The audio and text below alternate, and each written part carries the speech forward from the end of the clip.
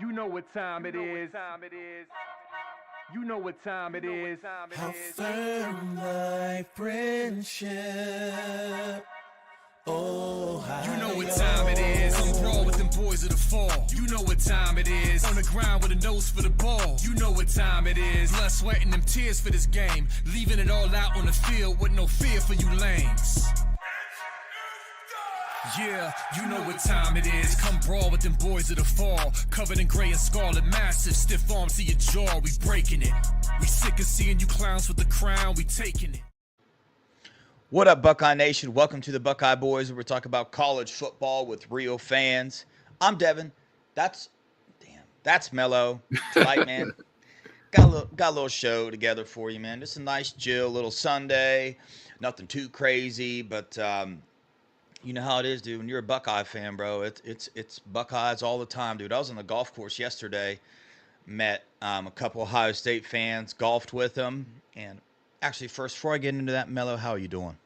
Man, I'm good. I want to hear your golfing story, though. I'm about to after this, I'm going to the gym with my daughter, so yeah, it's nice. gonna be a nice leg day. Before I do that, let's bring on Tony. Tony, thanks for joining us, brother. How you doing today? What's up, Tony? Good, buddy. How are you guys? Good, man. So back to the golfing story. So I'm golfing yesterday with I saw some guy. It was a twosome in front of me and my brother, and they were playing super slow. He had on an Ohio State jacket, so I walked up to him, started golfing with him. They subscribed to the channel. They watched our live show the other day or whatnot, and they watched the Tarvis Alford interview. But I'm sitting there talking to him about it, and there's these young kids in front of us, a 16-year-old, a 14-year-old, and another 16-year-old. And they see the dude has the Ohio State jacket on. So they turn around and scream, "Go Vols," right in our backswing. You know what I mean? Like right when we're driving, right in the backswing. But anyway, so the next hole, I ran up on him a little bit. I was like, "What's up, man? Who's the Tennessee fan over here? Which one of y'all's a Tennessee fan?" And it was the young 14-year-old kid. He tried to tell me he was 16. I'm like, man, you ain't no 16. But anyway, long story short, he said the score is going to be 34-14 Vols. That's what he said. I'm sorry, but you should have handed him a drug test immediately, right on the spot. Be like, I'm taking you to the parents because you're going to fail. Yeah, and then I asked him who Tennessee's quarterback was, and I think he might have said Peyton Manning, so I don't know. I don't think. I just keep picturing Devin running up on these kids all aggressive, like, whoa, who's the Tennessee fan here? What's up? That's what the dude said I was golfing with. They're like, I guess I did kind of do it, but I didn't like mean to do that. I just kind of, my personality, I'm pretty intense sometimes. But thank God there was no gators around for you to feed those kids to. Right.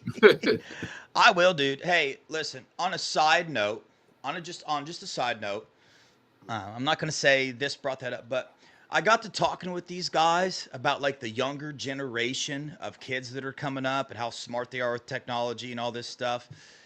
And one of them said to me that they think that this younger generation is super entitled.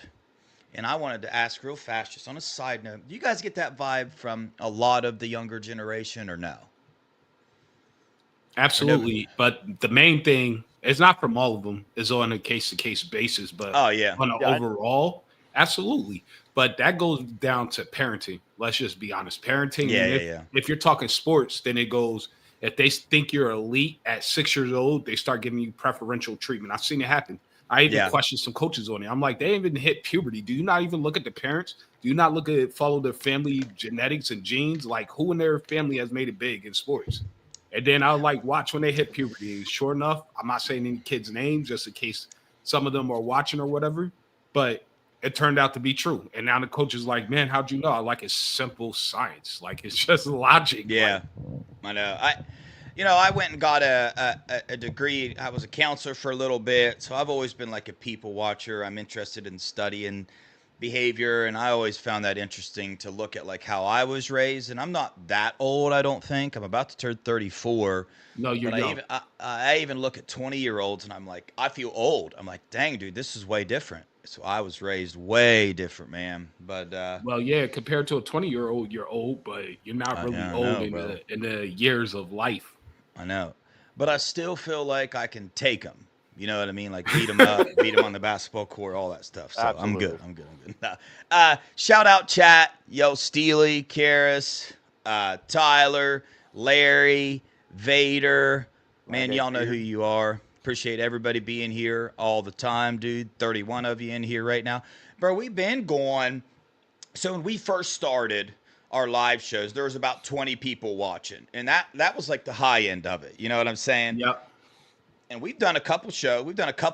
There's been 200 people watching before, but now I would say our average is probably getting up closer to like 70. Yeah. But it just depends, on the day and whatnot like that. But fellas, not too much news going on. I want to start off with the transfer portal. So that's where we're going to start. We're going to talk about Ohio State's needs and the stuff that's been going on, who we reached out to. Before we dive in there, I just wanted to everybody just keep Brett in your prayers. His father passed away. He buried him this weekend, so just keep him in your prayers. And if you're out there listening, Brett, we love you. And if you need anything, you can holler at me, Dev, whenever you want. Yeah, 100%. When this video is over and it's posted, and you want to shoot Brett a message, let him know that you care for him, you're praying for him. Comment in the video. We're going to text Brett and say, yo, check out the comments of Sunday's video. People, are going to leave messages for you. So if you could, man, if you're a regular listener, Brett, when this video is done, don't do it in the live chat because it won't show up. Post a comment down below. Let Brett know you're thinking about him, man. That's a rough time, rough thing to go through. But we're going to hit the transfer portal, and then we're going to go down through the starters or the players that play a lot and give them a grade 1 through 10, 10 being All-American. Just have a little fun today. See what's going on. But so then, hold up. What's 1? Is 1 like, you need to transfer and go MAC level? Yeah, 1 is okay. Justin Fry. I mean, 1 is you should probably leave. Yeah, no. I don't have any 1s on our team, but anyway, there was a couple visitors for the transfer portal. One of them, the USC running back Quentin Joyner. He was here Thursday and Friday. He was the number 4 running back in the 2023 class. He redshirted his freshman year at USC. He played a couple games. He didn't really play like an awful lot for USC this year, but when he did, like he had 80-some rushing yards versus Penn State. Like even in those big time games, he showed up, man. I think his average rushing is like 10 yards, something crazy. I don't know the exact number, but I know that like his average might lead the Big Ten, actually. I think it does. But anyway, so that's some good news. Ohio State likes their momentum there. I'm sure there's other schools looking at them. I don't have those other names of other schools, but so he came on. That was a good one. Your guys' quick thoughts on him. And also, I want your thoughts on the fact that we're looking for a running back in the transfer portal. Well, I think it's pretty obvious we're going to get a running back. They want somebody with a little bit of experience because we have a lot of bodies in the room for next season, but they're all going to be, most of them going to be freshmen and 2 sophomores. And there's talk about Q coming back. If that comes back, then that's a beautiful thing. Then it's going to be a strength again. Hopefully he does, but he'll do, I'm sure, whatever's best for him. In terms of the USC running back, I don't really want to comment on that until we discuss the other running back that we might be looking at because I want to compare and contrast that and give my thoughts about that. But gotcha. Yeah. I was wrong. He averages 7.6 yards per carry. That's still it is. A lot. Still decent, yeah. 478 yards, 3 touchdowns. So, yeah, pretty good. Tony, thoughts? Yeah, no, I mean, like Melo said, like we do have a lot of young kids in there. Like James Peoples, I think is lights out. You know what I'm saying? And Sam Williams-Dixon, I think is going to be a different type of back, but still good. And all the kids coming in I have all the highest hopes in the world for them. But I still think they need some kind of veteran leadership, especially in there. Now, like literally, I have all the faith in Coach Locke. So like, you know what I'm saying? Like if it comes down, we don't get somebody, I'm okay with it because I think that man will right the ship no matter what is wrong with it. So yeah, for sure. And surprisingly enough, I know there's going to be a lot of people that say, I don't believe that. But there's some high up people that aren't. No, Judkins is not for sure gone. And I know that sounds crazy. Do I think he's going to go? I do. Is that based off any information I have? No, not at all. But now we're talking about running backs, Mello. We're just going to go ahead and bring it up, dude. The other running back that has been in contact with Ohio State is, isn't it Justice Hayes? Yep. The Alabama commit. He was the number 1 running back in the 23 class, 24? 22. 23. One of the classes. He's the number 1 running back. He's a beast, bro. He's a beast. But all the experts are saying he's going to Ohio State or he's going to the team up north. He's got a really good relationship with Tony Alfrod over there. He also has a really good relationship with Mark Pantoni and Ryan Day. So that's and the battle. He has a really good relationship with Caleb Downs. You got to remember.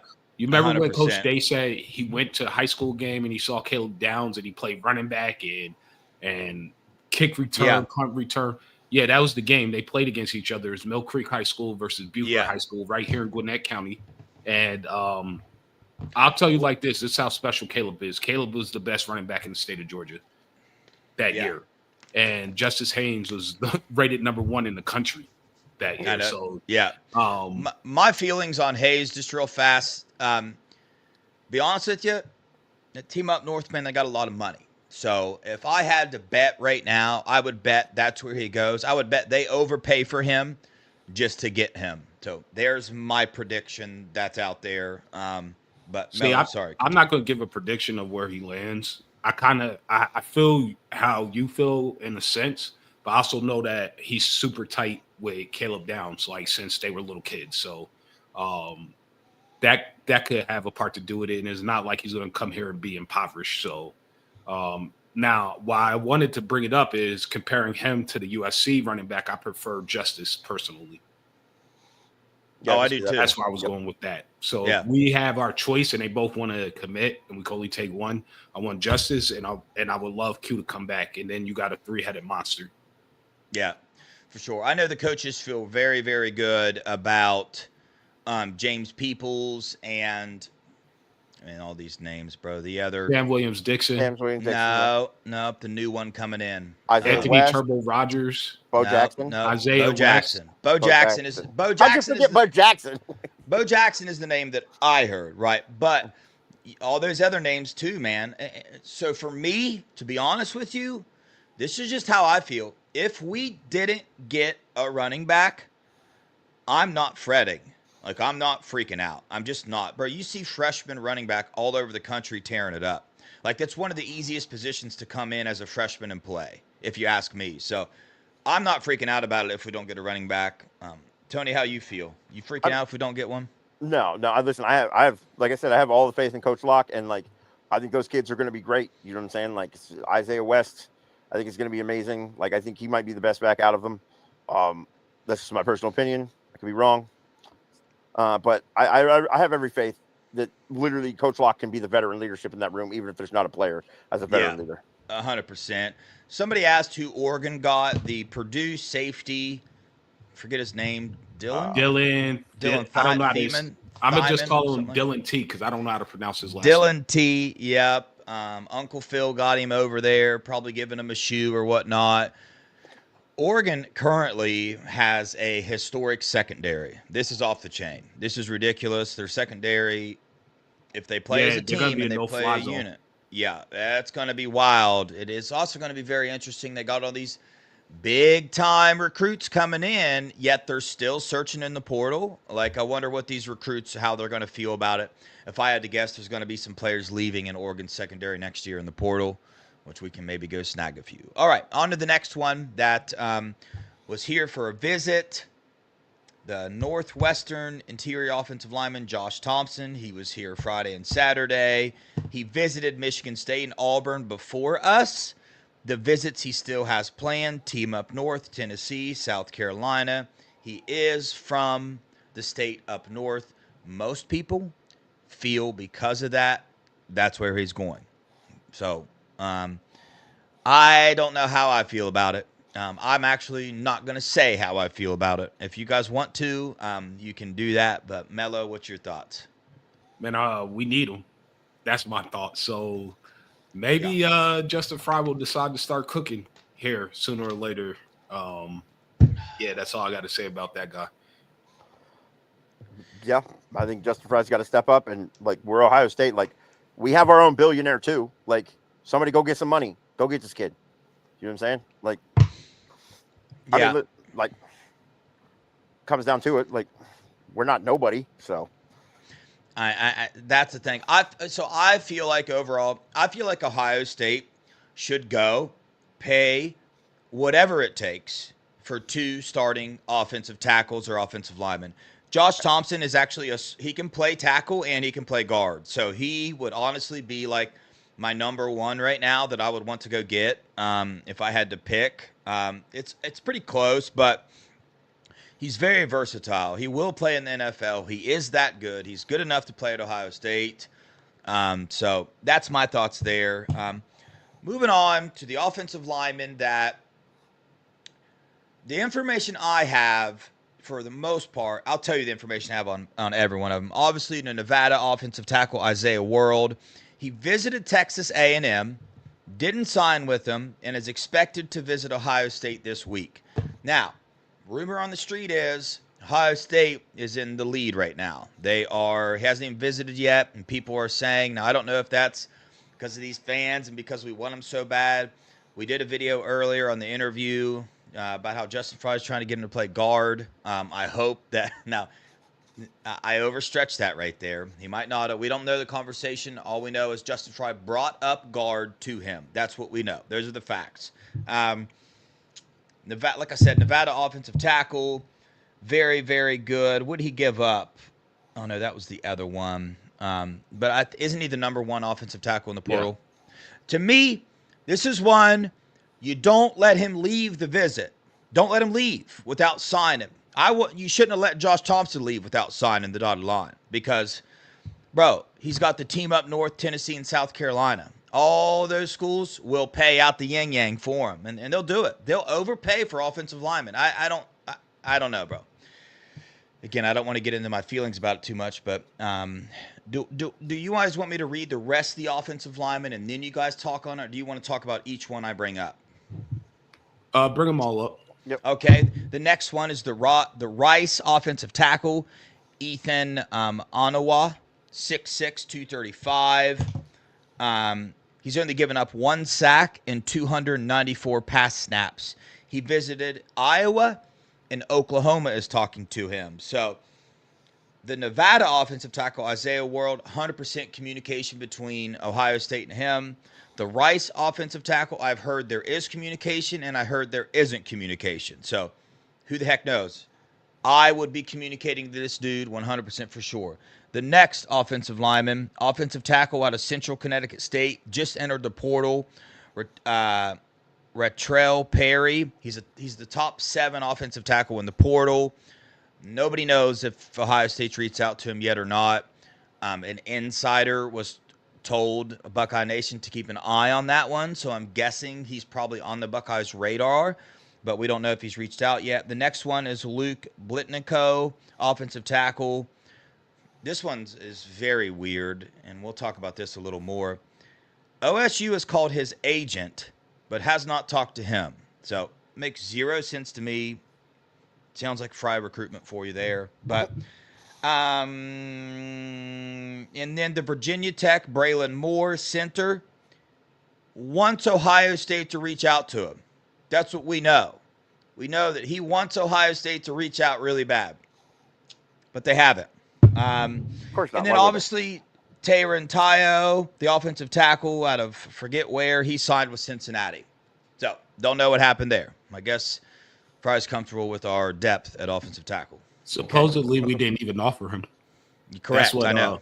I think I heard that on Scoop. Yeah, I know. Okay, thoughts? I think we need to get at least 3 minimum. And I know it sounds like a lot, but you got to realize we're losing 3 to the NFL, right? Where we already have 1 in the portal, so that's 4 gone. We only bringing in 3 in this class. So the room is highly thin. So we need at least 3 just for depth issues, and we might need more than that, to be honest with you. But at a minimum, we need 3. So If they're not on it hard, I don't know what they're doing. It would baffle me. But I'm gonna try to reserve judgment and not speak how I truly feel right now as a fan, because I'm sure all the rest of the fans feel the same way that we do right now, and we're worried. Like, let's be honest. Yeah, Tony.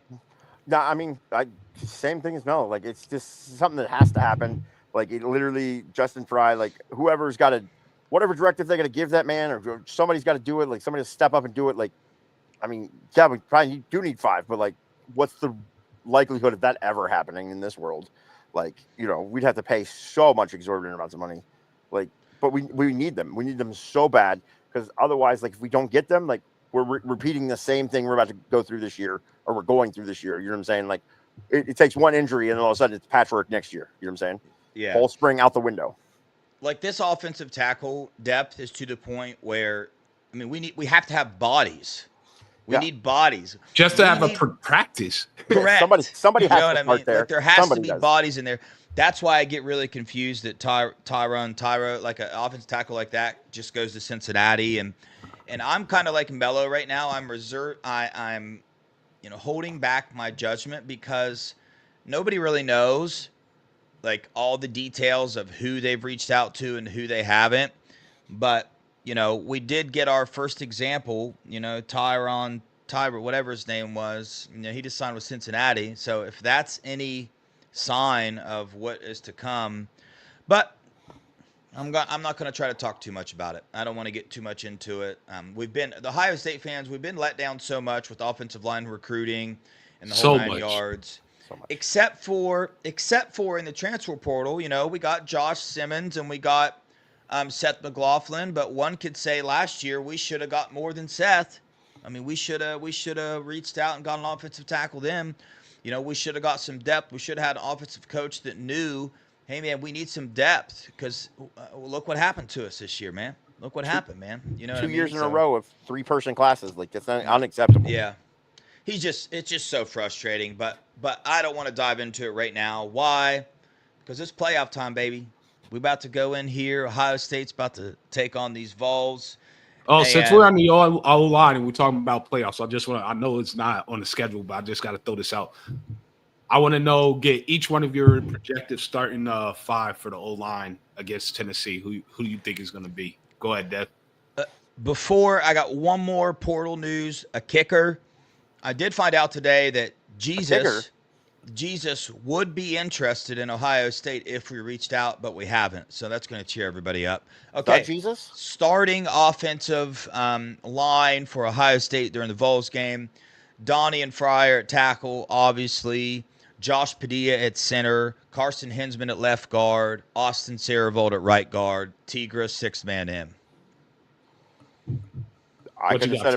Couldn't have said it better myself. I mean, is there any other really option? Like, as bad as you've seen everybody else play? I mean, there is other options, but like, I guess Luke. No, that's where I was going. I mean, I think I'm gonna be honest. I think what you guys said is exactly what it's gonna be. Yeah, but for me, my alternate lineup is exactly what Chuck just threw up there: Donnie, Carson, Padilla, Montgomery, and then Fryer.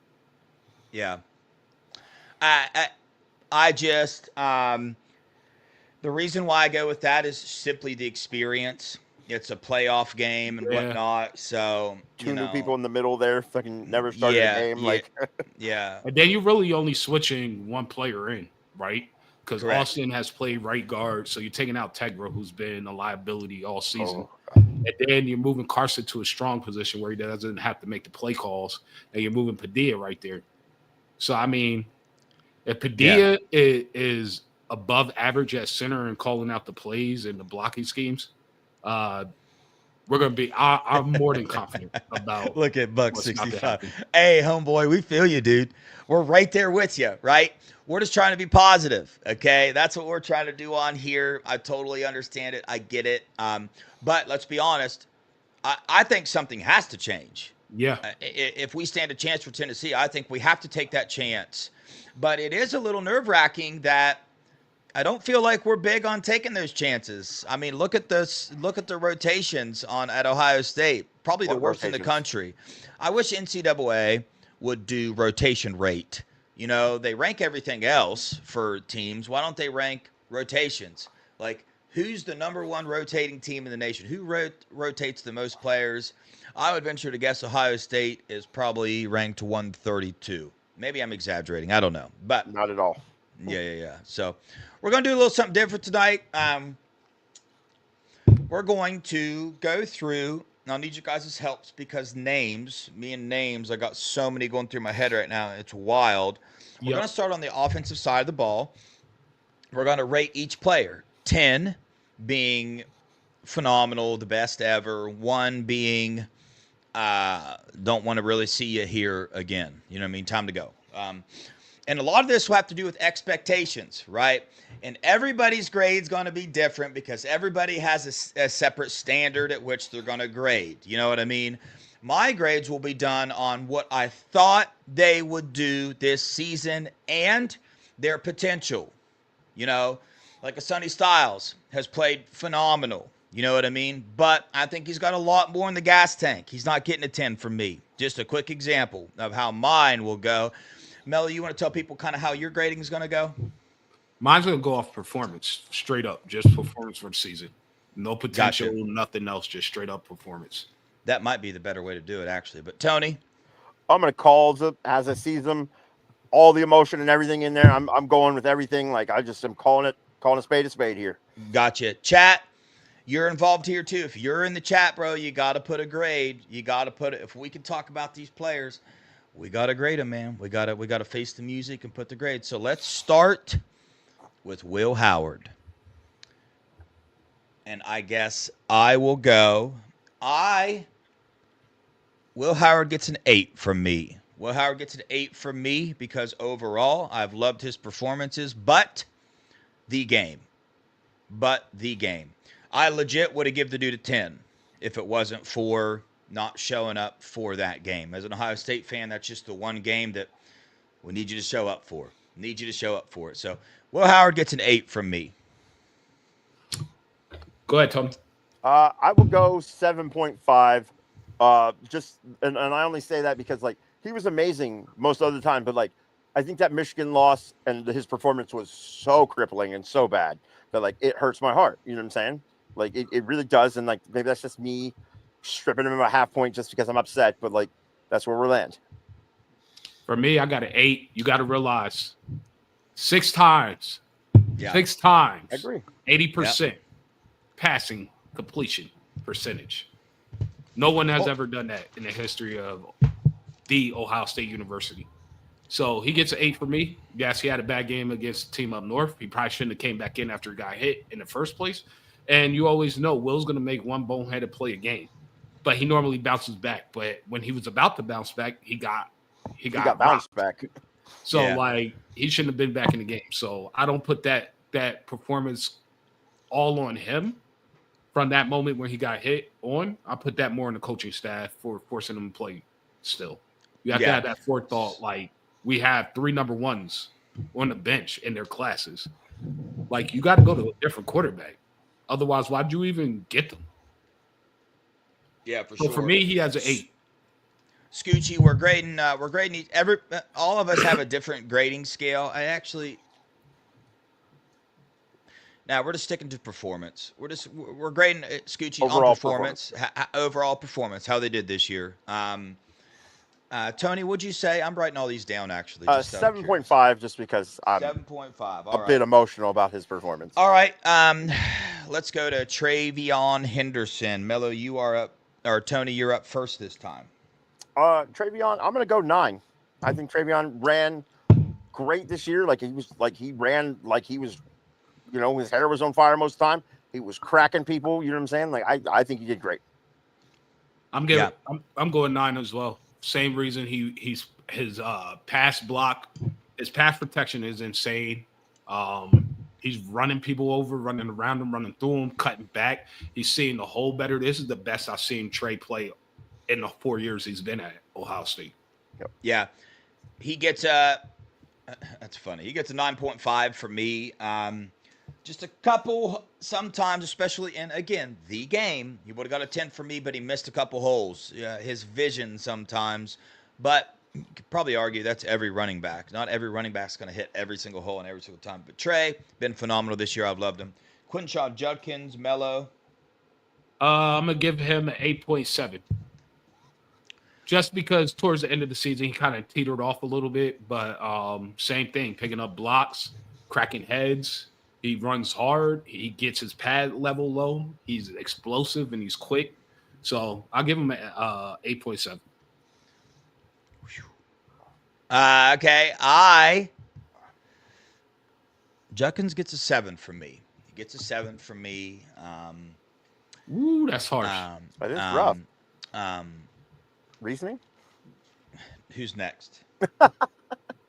I'm gonna go. I can't remember now. We'll go in 8. Okay. 8. Yep. Got 8. Yep. All right. Emeka Egbuka. Who's up? I forget.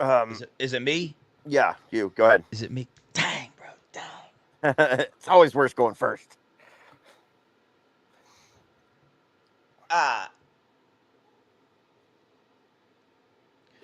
Mech gets a 9 from me. I'm not going to punish Emeka for some of the play calling, different things like that, and his targets and whatnot. He was better on perimeter blocking this year, and he showed up, in some games. It's going to be hard with these wide receivers for me anyway, because I haven't looked at like how many times they've been targeted. You know what I'm saying? Like I didn't see him dropping a bunch of passes, missing a bunch of blocks. I mean, he missed a few, but I'm giving Mech a 9, bro. I love his leadership on the team. I love the whole package that he brings. Tony? Mecca, I give him I'll give him a 9. I think a 9's solid. Like I think when he look at the chat. We got an 8. Listen, Taco said 6, boy. Kent Doggo is dropping it like it's hot on him tonight. It is. Yeah. 9. I think he did awesome when he was targeted. You know what I'm saying? He came through. He had some key. When they had throwbacks to him and stuff or whatever. Like I think Emeka's solid. So you gave him a 9 too? Yes, sir. Okay, Mello. 8.5. I'm in between 9 and an 8. I want to give him a 9, but he's had a couple of drops for me that knocked him down half a point. Gotcha. Okay. Carnell Tate. Carnell Tate gets. Oh, who's up? That's not me. I'll go. I'm going to give Carnell an 8 just because he's not getting targeted, but when he does, he delivers. So it's not really his fault. It's just the amount of targets he's getting. Yeah. I'll go. Carnell Tate gets a 10 from me. Love everything about Carnell Tate. Hasn't been targeted enough, I don't think. He had one bad drop this season, but his perimeter blocking, his route running, the whole 9 yards. I just love Carnell Tate. I think next year, I think he's a first-round draft pick if he's used correctly on this team. He gets a 10 from me. Tony. I'm going to give him a 9. I also forgot about Emeka's blocking too. Like all the receivers have been blocking crazy this year. So like I definitely I'm going to give him a 9 as well. I think, it's not neither one of the faults of the receivers. Them not getting targeted enough or anything, like them being used properly. So like I think when they got targeted, they're there. So yeah. All right, J.J. Smith gets a 5 for me. He just really didn't do what he was. All right, somebody mute his mic. We're muting his mic. Remove him from the stage. Bro, JJ, Mello, you can go. Optimus Prime. That's all I gotta say. Optimus be a love Prime. letter. Since the greatest he's a freshman, only a 1 to 10, I can only give him a 12. Yeah, see, Steely agrees. Steely's seeing what I'm seeing, man. I know, bro. It's what. Well, if it's Steely said it, it's got to be true. Mm-hmm. Nah, for real, but he gets a 10. I think he's the best wide receiver in the country, bar none. We're not utilizing the wide receivers enough, period. Definitely not utilizing him enough.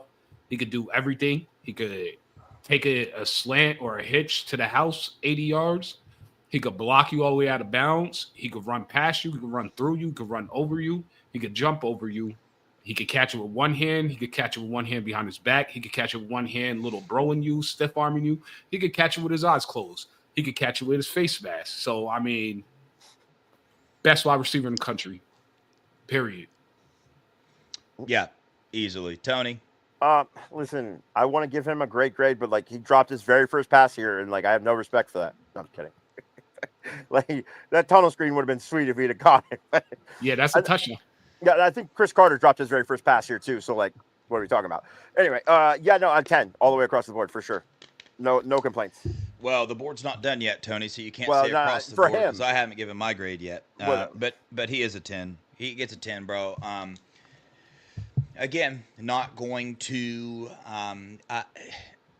For me, I understand there's a lot of mouths to feed on this team, but like I heard a lot of people throw around the number 7, like that's how many times he should be targeted a game and whatnot. And I just think in a big time game, Penn State, Indiana, Oregon, this playoff game, it needs to be 10 to 15 targets. It needs to be 10 to 15 targets, bro. Yes. Like easily. Because why? What's the main goal? To win. The main goal is not to keep everybody happy. I understand Emeka Egbuka is a senior, but I promise you, if you sat down and talked to Emeka Egbuka, he would probably say, "Throw it to JJ. Throw it to freaking JJ. What are you what's going on here? I'm trying to win a natty." Right, you know what I'm saying? So we're going to go ahead and do Brandon Ennis as well. Just on the snaps that we've seen him in, right? Which is very minimal. Brandon Ennis gets a 9 for me. And the reason why it's not a 10 is because I just expected a little more on punt returns when he was in, but we didn't really get that. I'm not saying that's a huge knock or anything, but he gets a 9 for me. Again, I'm not going to punish receivers for not playing or something like that. So we got Chat giving him an 8, a 7, 8.5, 7, 8, 9. Okay, so Mello. He gets a 9 for me as well. He had a couple of drops, I believe, in the Penn State game. No, it wasn't the Penn State. He had a couple of drops this season, so that's why he's dropped. But in terms of route running, elite. It's unfortunate that Mecca is just right in front of him, but yeah, I give him a 9.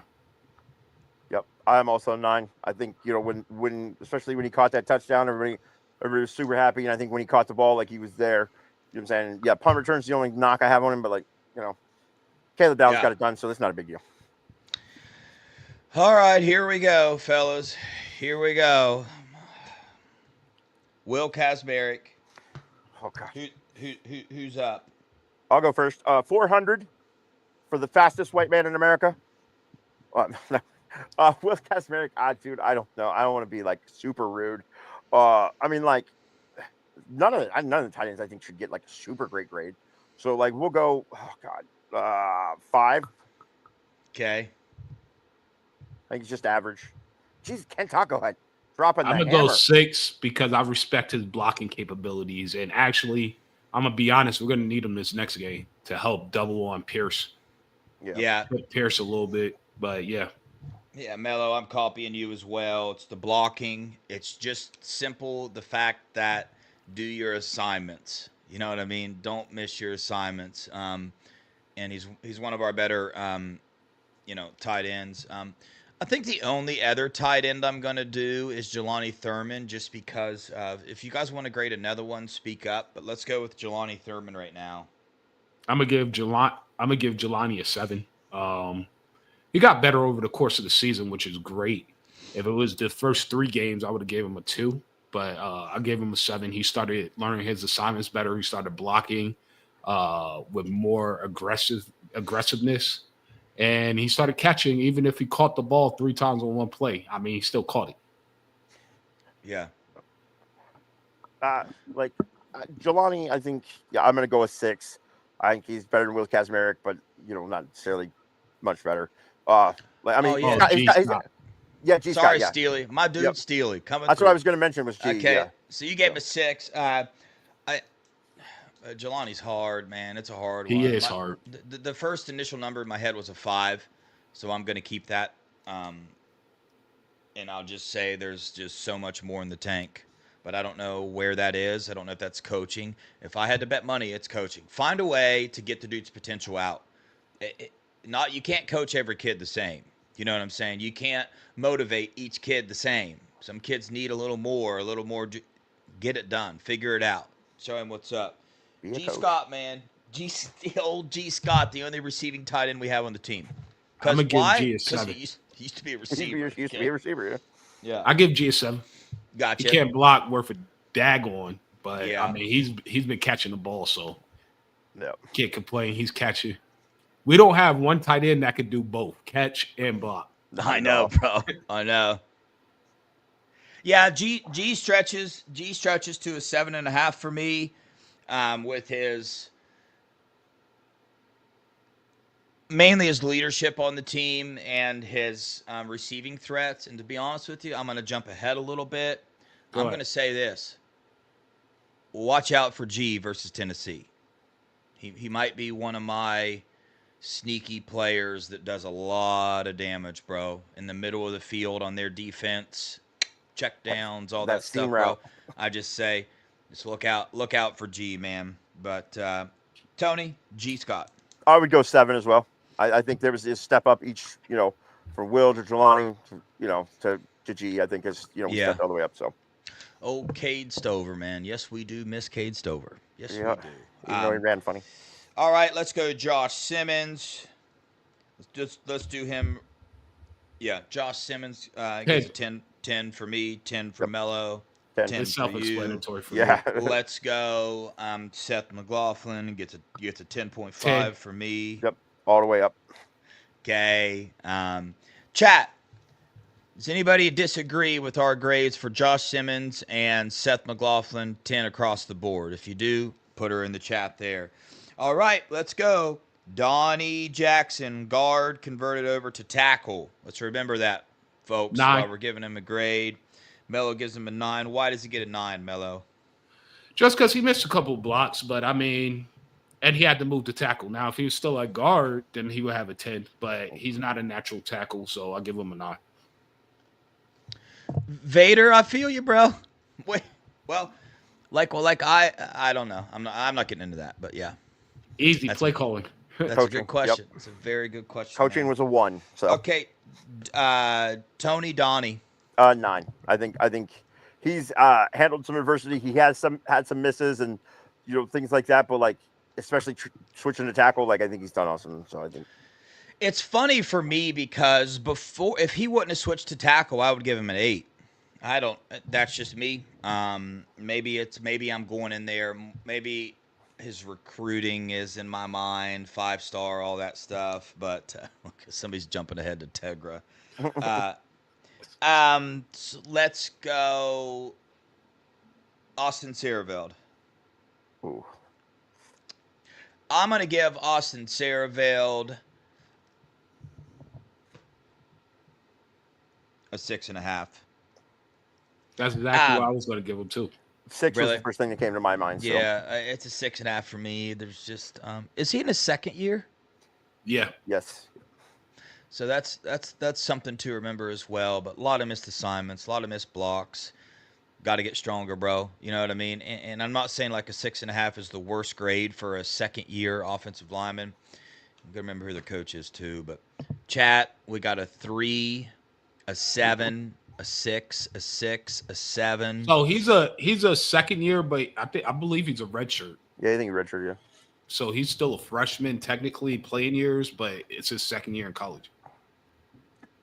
So he's a redshirt freshman then. Yeah. Isn't that how that works? When they're a sophomore, but they redshirted their freshman year, you say redshirt freshman, right? Yeah. When they're a junior and they redshirted their freshman year, you say redshirt sophomore. Is that right? Yeah. No. If you're a junior in academics year, the reason it's redshirt freshman is to distinguish, like, in terms of classwork, the actual school part, because it's still a component to this college thing that they have to do.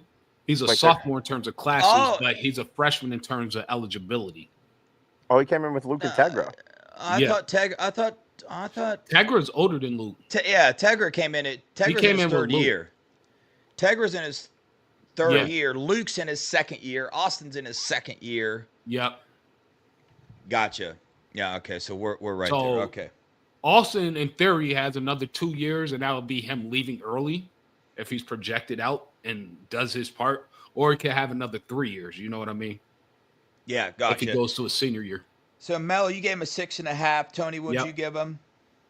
6. A 6. Right. Okay. Let's go with Carson Hinsman. Somebody else go first. Oh, I'm giving Carson a 9.8. Okay. Tony? Yeah, I would go 9.5. Like, he was banished to the Shadow Realm and came back strong. And, like, granted, nobody had a good game against the team up north, but, like, I think he came back and showed why he shouldn't have been banished. So, yeah, he gets a 9 for me. Coming in the way he did, and then switching positions again. Coming in, like, in the middle of the year at guard, and then having to switch to center. I mean, so there we go. He's about to go back to guard more than likely, which will be to our benefit as fans. Yeah, no doubt. Let's go Josh Fryer. I'll go first. Josh Fryer gets a 10 from me. Hate on me all you want, everybody. Josh Fryer gets a 10. Somebody else go. Go ahead, Tony. What you giving Fryer? Josh Fryer, I'm giving him a 9. I think he's far exceeded what everybody thought about him at the beginning of the year. You know what I'm saying? Like, I don't think I'm going to go with 9. I think 9. Like, I think he's not, like, been horrible at all. Like, you know what I'm saying? He's far exceeded things. I don't necessarily think he's a complete 10. I got 9 for Fryer as well. Yeah. He still needs to work on. He needs to do some yoga during the off season. I mean, I know he's gone, but before he goes to the league, he should do some yoga.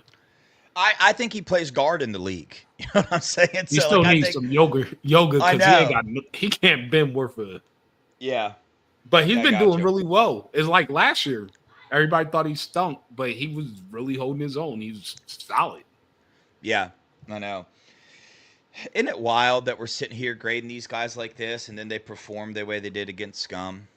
Just like you almost have to like take that game and get it out of your head, or else this wouldn't be this. Because whole game, I get it, but that whole game I put directly, squarely on one man and one man only, and that's where I'm at. So like, it's not really affecting my grading.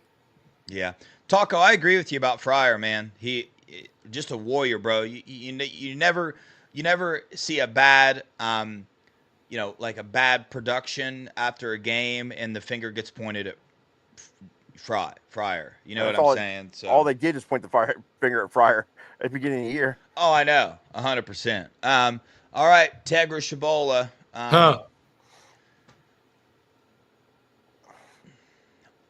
He gets a 4 for me. What a 4 is I still want you on the team, but you better wake up, bro. You better wake up, man. You can do. What you got, Tony? You can do way better. 1. Like, I saw Tegra get manhandled like he wasn't bigger than me. That's unacceptable. Then not to say I don't want him on the team, but like, I mean. Well, 1 is we want you off the. Listen, I'm not saying I want you off the team, but I'm giving you a 1. So I mean, take it as you will. Gotcha. I'm gonna do a 3. I'm going 3. All right. He's had some good moments, but few and far between. Yeah, running into his own blocker going the wrong way. It was awesome. Man, that was crazy.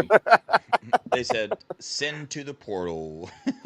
Yeah, can we trade Tegra? Is that possible right now? He gets a 1. Get him because I'm thinking about it, like, the thing with Tegra, he actually made the other linemen look worse than they were that were next to him. You know what I mean? At times for his mistakes. So, but I'm going to give him a 3 because, I mean, you have to be at least a 3 to be able to start at the Ohio State University, right?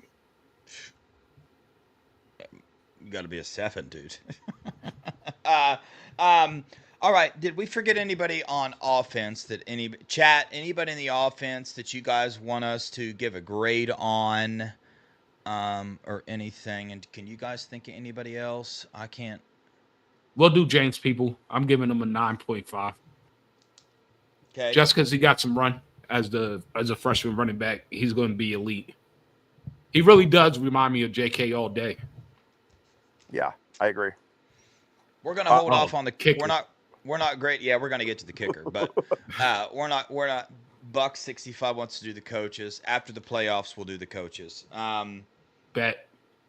I agree with you, Mello. 9.5. I love the way that dude runs, bro. Just he's so dynamic.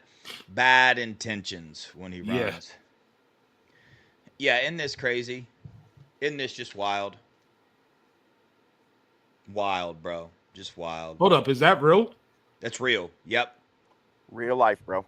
That's a reflection directly. He was a top 50 recruit, bro.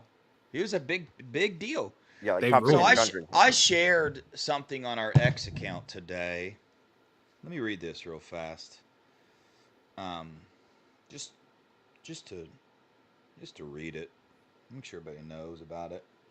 All right. Here is Justin Fry's classes. 2025, Carter Lowe, ranked 60, in-state. Javon McFadden, ranked 356, out-of-state. Jake Cook, 455, in-state. I'm not going to read them all. Point is, the average ranking for Fry's class, 301. Oof. Total commits, 15. And how long has he been here? In state since 2022. So in 2022 he signed 4. 2023 he signed 4. 2024 he signed 4. In 2025 he signed 3 in a position group that requires 5. But anyway, out of his 15 commits in 4 classes, 9 of them have been in-state, 8 of them have been interior line, and 6 of them have been tackles. Did we miss anybody else on offense? No, we did not. All right, we're going to go to kicker. So, Joe McGuire, our punter. Oh. Who's going first? He gets a 7.5 for me. He never dropped any. He didn't do anything astronomically bad. But I think I honestly didn't look at his stats before this, so it's really hard for me to. Yeah, I'm gonna give him a 7. I know I have not been impressed. I'll tell you that. So maybe I'm gonna just give him a 7. Gotcha. Straight average. I'll go 6.5 just because. But wait, you guys all went 7 too? We got a 4, a 6. You guys both went 7? I went 7. Mello went 7. I'll go 7. We'll go 7 across the board. Sounds right. We got a 6. Yeah. Okay. Yeah, I know, man. The punter didn't. I wanted to see who was named the original starter, the 6'7" Australian punter that can punt at 100 yards out of a stadium. But for some reason, we can't even give him a shot in a blowout. I mean, somebody please freaking help me, dude. Well, in the Ryan Day schedule dude, it's so annoying. We'll find out next summer what happened in the kicker race this year. You know what I'm saying? Yeah, I know. Like the Devin Brown thing. So, all right, punter. What's his name again? Or I mean, kicker. Fielding. Jay Fielding. Yep. Jaden Fielding. I'm not going first. Jaden Fielding. I'm gonna give him a 2. Okay. I again don't want to see anybody leave the team. Actually, you know what? I'm giving him a 1 because I want him out of here. I'm trying to be nice, but I want him going. I want a different kicker. I don't necessarily want to see anybody leave the Buckeyes, but if you get a 1, I mean, take it as you will. The 1. A lot of people talk about that he's 8 for 9 or whatever his stats are, 8 for 10 or whatever. He still gets a 1 for me. I want a different kicker, man. 3 kicks out of bounds gets you a 1 right now. It does. 3 kickoffs out of bounds. It's nah, bro. No, go. That's just me though, and that's not. Listen, for me personally, and I know these other two as well, Mello and Tony. None of these ratings have anything to do with who these kids are personally. So nobody watch this video and be like, "Oh my God, why are you talking so bad about these kids?" Nah, man, these kids get paid money now. They play at Ohio State. We're strictly on field production at their position. So, there we go. All right. We ready to roll on the defense? Yep. Jack Sawyer. 9. Yeah, I second that. It's the first thing that came to mind. He almost got a 10 for me just because of how emotional and how much heart he had during the Team Up North game, and especially at the end, holding it down. But I'm going to give him a 9. Actually, I'm going to change mine to 10 because he did what he was supposed to do with the flag thing and, like, went the ones with everybody in that stadium if he wanted to. So he didn't get 10 for me. Tony stole mine. He gets a 10 because of the flag. Yeah, for sure. Dude. He was ready to give everybody in the stadium the ones, so he gets a 10 all day. Yeah, for sure. Ty Hamilton. I'll give him an 8.5. Okay. I'll go 9. Gotcha. He gets an 8.5 from me as well. Showed up, does his job. Aren't we the number 1 rushing defense in the nation? Maybe number 2 now. I don't know. Something like that. Defensive line. The thing, it's hard with this because everybody just wants to see sacks. Everybody's like all about sacks, and and again, I'm not going to punish these players for decisions not to rotate. They're playing 53 snaps in the fourth quarter. They're going to be tired. They're going to get ran on. That's human nature. It has nothing to do with the player. So get out of here. I don't want to hear none of that. That's not on them. Tyleik Williams, man. Tyleik Williams, I picked for the overall MVP of this team at the beginning of the year. And at the beginning of the year, it looked like I was going to be freaking right, but I wasn't. And one would almost guess that it's because he plays 53 snaps a game. I don't know. You don't know. You don't know. But I mean, he's a big man, and he could get winded. I give Tyleik Williams a 10 because I'm not punishing him for that. I know there's a lot of people that aren't going to give him that high because there was some games, but you never know what would happen if he only plays what he should, 35, 40 snaps a game. You never know. I'm sure he's played games injured. As a matter of fact, I know he has. He's played multiple games injured, not full capacity. He gets a 10 for me. 9.5 for me. Yeah, I would go 9.5. All right. JT, Tui Molo, wow. He gets a 9 for me. Why? I think JT is a beast, bro. I know a lot of people don't see the sack numbers, but he gets sacks in key moments a few times, but he's an elite run stopper. I knocked him down a little bit because he did bite on that dive instead of keeping containment when Dylan Gabriel ran that in for a touchdown.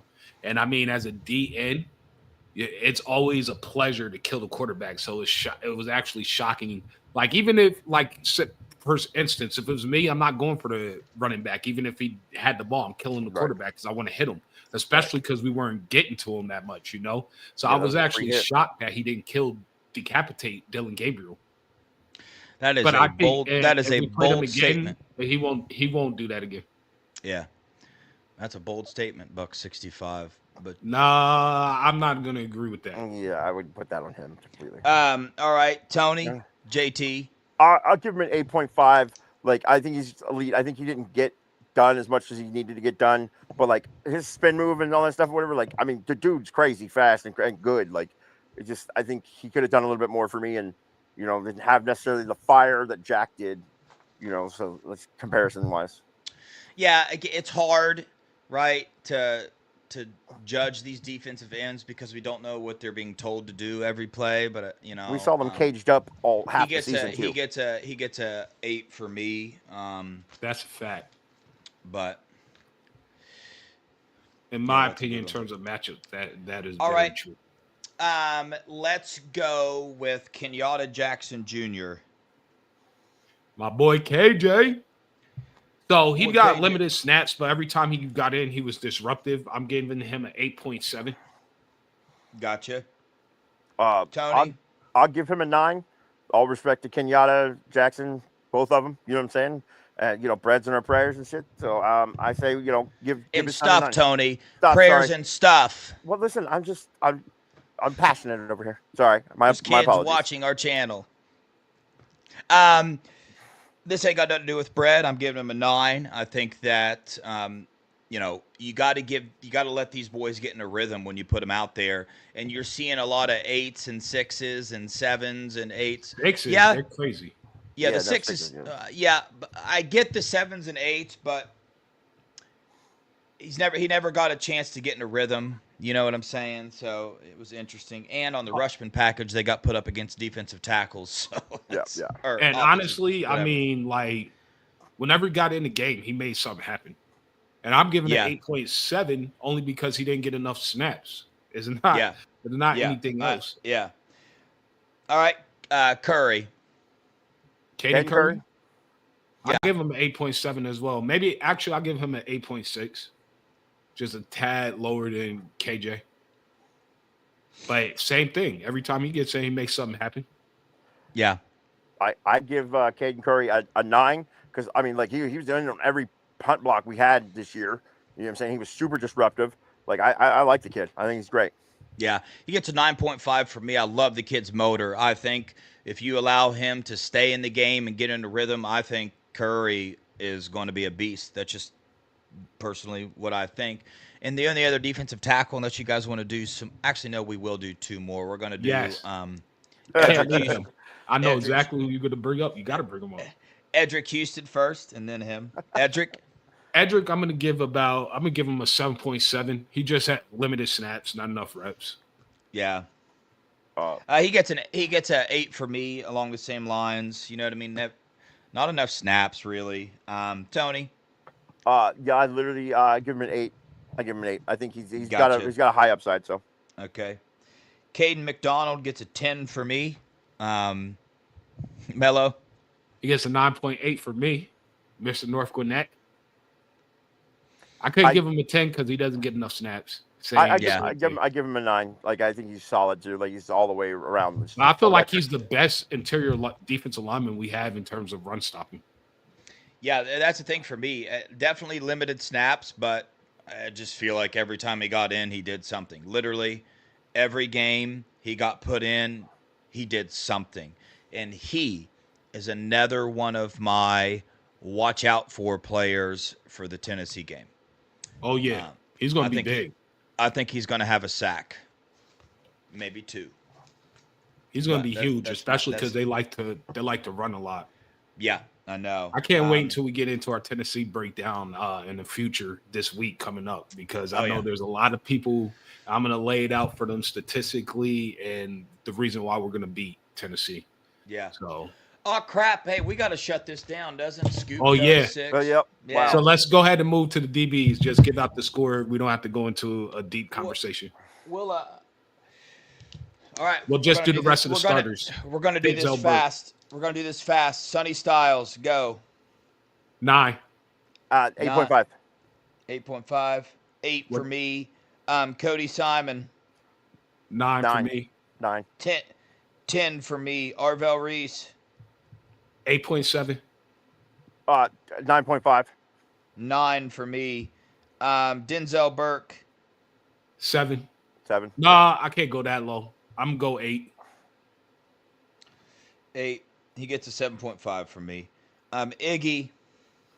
He's getting an 8 for me. Too many PRs. Yeah, I'll go 8. 7.5 for me.